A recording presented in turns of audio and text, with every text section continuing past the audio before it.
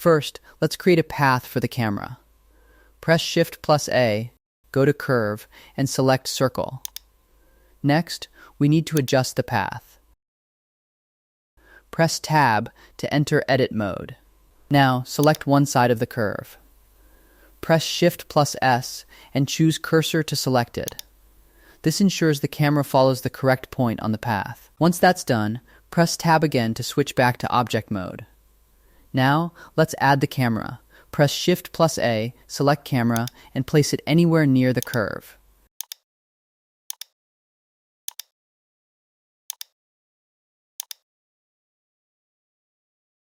Next, we need the camera to follow the path.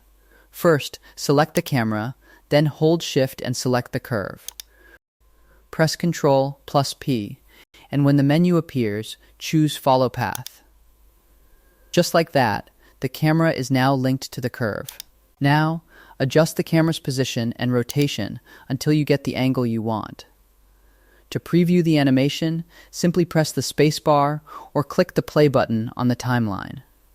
You'll see the camera smoothly follow the path you've created.